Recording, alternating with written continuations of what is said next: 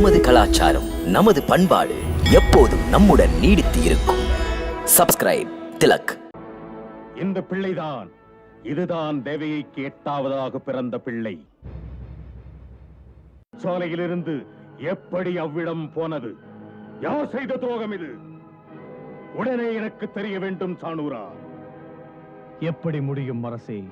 இனிமேல் முடியாது. ஏன்? அரசருக்கு நினைவுபடுத்த விரும்புகிறேன். நீங்கள் இட்ட ஆணையின்படி அந்த துரோகிகளின் கும்பல் யானையின் காலால் மிதிப்பட்டு அழிந்தது. அரசே, அன்று நடந்ததை சொல்ல இன்று யாருமே இல்லை. துரோகிகள் மடிந்தார்கள். இன்னும் ஒரு துரோகி யமனாக எனக்கு இன்னும் இருக்கிறார். சானூரா, உனக்கு இனிமேல் எந்தவித சந்தேகமும் வேண்டாம். இவன் யாரை உலகம் நந்தனின் மைந்தன் என்கிறதோ அவன்தான் கம்சனை அழிப்பதற்கு வந்தவன். இது கற்பனை அல்ல, மறுக்க முடியாத உண்மை. மன்னவா, உண்மைதான். இவன் தேவகியின் 8வது பிள்ளை. இதில் ஐயமே இல்லை. இனி அந்த சிறு பிள்ளையை கொல்வது ஒரு பெரும் பிரச்சனை இல்லை. எங்களில் யாருக்காவது ஆணையிடுங்கள், செய்து முடிக்கிறோம். இல்லை சானூரா, இல்லை. உங்களில் யாரை அனுப்பினாலும் கோகுலத்து மக்களுக்கு சந்தேகம் வந்துவிடும். நுட்பமான பிரச்சனையில் மிக நிதானமாக சிந்தித்து சீராக செயல்பட நான் ஆராய்ந்து தேர்வு செய்தேன். யாரை? பூதனா. பூதனா? ஆம், பூதனா. பகாசுரனின் சகோதரி பூதனா. மகரிஷி துர்வாசரின் அன்பினால் பிரமிக்க வைக்கும் மாய வித்தை தெரிந்தவள். தொழிலிலே சிறந்தவள். காற்றிலே பறக்க கற்றவள். மனம் போல எந்த ரூபமும் எடுக்கின்றவள். கோகுலம் போனால் அவளை யாருக்கும் புரியாது. பகாசுரா, இன்றே போய் நீ பூதனையிடம் நான் அழைப்பதாக சொல். உன் போலவே அவளும் எனக்கு போரிலே உளமாற பாராட்டும் அளவுக்கு பற்பல உதவிகள் செய்திருக்கிறாள். அவளுடைய சிறப்பான சேவைக்கு நேரம் இதுதான். அவளிடம் சொல், உன்னுடைய உதவி உன் சகோதரனுக்கு தேவை என்று.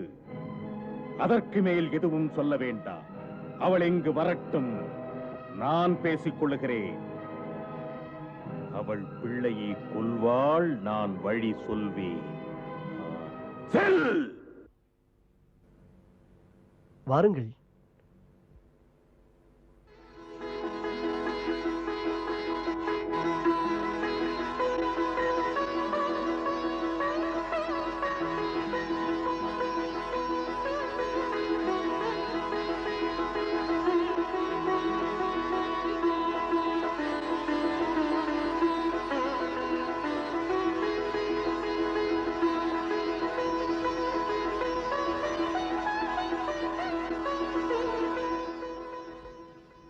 வணக்கம். தாம் வயதால் எனக்கு இளையவர். மாண்புள்ள விஷ்ணு வம்சத்தின் மன்னர் சூரசேனனின் மருமகள், எமது ராஜகுமாரர் வசுதேவரின் மனைவி. ஆகையால் முறைப்படி நான் தான் உங்களை வணங்க வேண்டும். உங்கள் வருகை எனக்கு மகிழ்ச்சி தருகிறது. கோகுல மக்கள் நலம்தானே? அங்கு யசோதா அவர்கள் நலம்தானே? பிரபுவின் திருவருளால் நலமாக இருக்கிறாள். அங்கு அவர்கள்? தாங்கள் போய்கொண்டே பேசுங்கள். வாருங்கள்.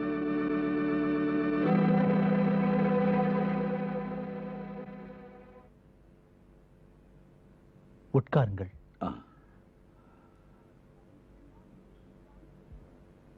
தமக்கு மகன் பிறந்தான் என்ற இனிப்பான செய்தி கேட்பதில் மகிழ்ச்சி. தங்கள் வாழ்த்து. இதெல்லாம் தேவியின் திருவருளால், குருதேவர் சாண்டில்யரின் வாழ்த்துக்களால் கொடுமையான சிறை வாழ்க்கையிலிருந்து மீண்டு வந்தீர்கள். ரோகிணி தேவி தன் வணக்கத்தை சொன்னார்கள். இருள் மூடிய சிறையிலிருந்து விடுபட்டு வந்தது பற்றி மகிழ்ந்தார்கள். ரோகிணி அக்கா உடல் நலத்துடன் இருக்கிறார்களா? அங்கு அவள் மைந்தன். அவள் மைந்தனா? ஆம், அவள் மைந்தன். நலந்தானே அவன்? பிள்ளையை பற்றி உங்களுக்கு ஒரு விளக்கம் சொல்ல விரும்புகிறேன். உண்மையில் அவன் அந்த விளக்கம் தேவகி தேவிக்கும் தெரியும்.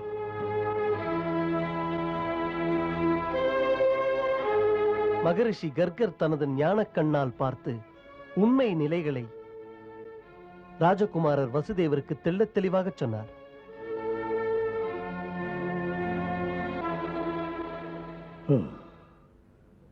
என்னே இறைவனின் விளையாட்டு நம்மை எல்லாம் வியப்பில் ஆழ்த்தியது. ரோகிணி இப்படி ஒரு நிலைக்குத்தான் ஆளாவது குறித்து சிலையாகி விட்டார்கள். குருதேவர் சாண்டில்யர் நிலைமைகளை நன்கு எடுத்துச் சொல்லி ஆறுதல் சொன்னார்கள். அதன் பிறகுதான் ஏற்றுக்கொண்டார்கள். புறப்பட நான் விடை பெறுகையில் மறக்காமல் சொல்லச் சொன்னார். என்ன? அதாவது தேவகியின் பிள்ளையை வளர்க்கும் தாய் மட்டும்தான் நான், பெற்ற தாய் அவள்தான் என்றார்.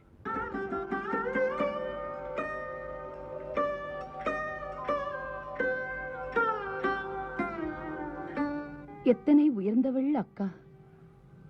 அவள் மடியில் விளையாடும் குழந்தையை அவன் என்னுடைய குழந்தை என்கிறாளே. இதை கேட்டு புண்பட்ட மனதுக்கு இதமாக இருக்கிறது. இத்தனை நாளாக நான் சுமந்த வேதனைகளை அவள் போக்கிவிட்டாள். ரோகிணி தேவி குழந்தையுடன் தங்களை இங்கு சந்திக்க வர இருந்தார். பிள்ளையுடன் என்னை இங்கு சந்திக்கவா? ஆ, இல்லை இல்லை, அவனுக்கு அதனால் நன்மை இல்லை. கம்ச அண்ணாவுக்கு இது பற்றி தெரிந்தால், அதுவும் என் பிள்ளை என்று தெரிந்தால், அண்ணா அதையும் கொன்று விடுவான். எனக்காக அக்காவிடம் சொல்லுங்கள், அது அவள் பிள்ளைதான், பந்தம் எனக்கில்லை. மறந்தும் கூட சொல்லாதீர்கள். அவனுக்கு நான் என்ன சொந்தம் என்று, எங்களுக்குள் என்ன பந்தம் என்று.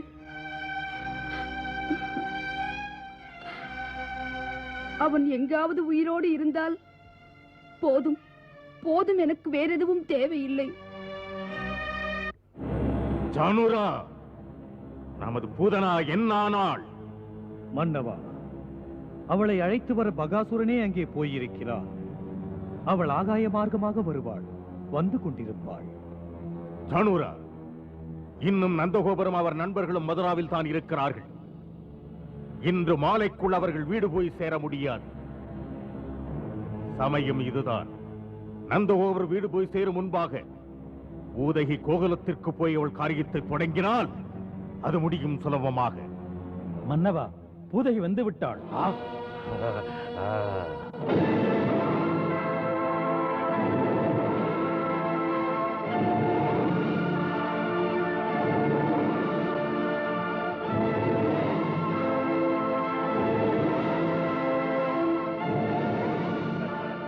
மதுராவின் மன்னன் வாழ்க!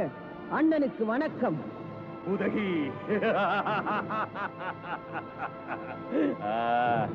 உதகி, உடன்பிறவா சகோதரன் என்று அழைப்பாயே. காலம் என்னை உன்னிடம் உதவி நாட செய்துவிட்டது. அது என் பாக்கியம். பூதனை தன் உயிரையும் கொடுப்பாள் அண்ணனுக்கு உதவி செய்ய. உடனே புறப்படு கோகுலத்துக்கு. அங்கே நந்தரின் வீட்டிலே சின்னஞ்சிறு பிள்ளை இருக்கிறார். அந்த பிள்ளையை யசோதை 7 நாட்களுக்கு முன்பாகத்தான் ஈன்றெடுத்திருக்கிறாள். பிரச்சனை எனக்கு அந்த பிள்ளைதான். அசரீரி வாக்கிற்கிணங்க அந்த பிள்ளை எனக்கு முடிவு கட்ட அங்கே பிறந்திருக்கிறார். அந்த யமனுக்காகத்தான் தேவியை கட்டுப்பாட்டிலே கடும் சிறையிலே பூட்டி வைத்தேன். யார் செய்த சூழ்ச்சியோ அது என்னிடமிருந்து தப்பிவிட்டது. நீ உடனே சென்று அந்த குழந்தையை கொன்று எனக்கு மன நிம்மதியை கொடு. ஒரு சாதாரண பிள்ளையை கொல்ல நீ எனக்கு சொல்ல வேண்டுமா அண்ணா? நீ நினைப்பது போல் அது சாதாரண பிள்ளை இல்லை பூதகி. என் கணிப்பு சரியாக இருந்தால் அது நிச்சயம் விஷ்ணுவேதான். அவன் தேவர்களுக்கு நல்லது செய்ய பூமியிலே அவதாரம் எடுத்தவன். ஆகையினால் நீ ஏற்கும் பணி சென்றேன், முடித்தேன், வந்தேன் என்று சொல்ல அவ்வளவு சுலபமானதல்ல. விஷ்ணு பெரிய ஜாலக்காரன். அலட்சியம் ஆபத்துக்கு வழிவகுக்கும், மறந்து விடாதே. அண்ணா, அதற்காக கவலை கொள்ளாதே. அவன் ஜாலம் செய்தால் நானும் ஜாலம் செய்து அவனை கொல்லுவேன். அது எப்படி? என்னிடம் காலக்கோடம் என்ற விஷம் இருக்கிறது. அந்த விஷத்தில் அடுத்தவர் கைப்பட்டால் கை எரிந்துவிடும். அந்த காலக்கோட விஷத்தை என் மார்பகத்தில் தடவிக்கொண்டு நான் அவன் வீட்டுக்கு செல்வேன். அங்கே தந்திரமாக பேசி குழந்தைக்கு பால் ஊட்டுவேன். என் பாலை குடித்தவுடன் குழந்தை நாடி தளரும், விஷத்தின் பயங்கர வேகத்தால் உயிரை விடும். போதும், அதுவே போதும். பூதகி, உடனே புறப்படு. கோகுலத்தில் நந்தகோபர் வீட்டிலே பெண்கள் மட்டுமே இருப்பார்கள். அந்தி நேரமாகும் அங்கு ஆண்கள் போய் சேருவதற்கு. கவலையை விடு, எனக்கு விடை கொடு. வென்று வா, அவனை கொன்று வா.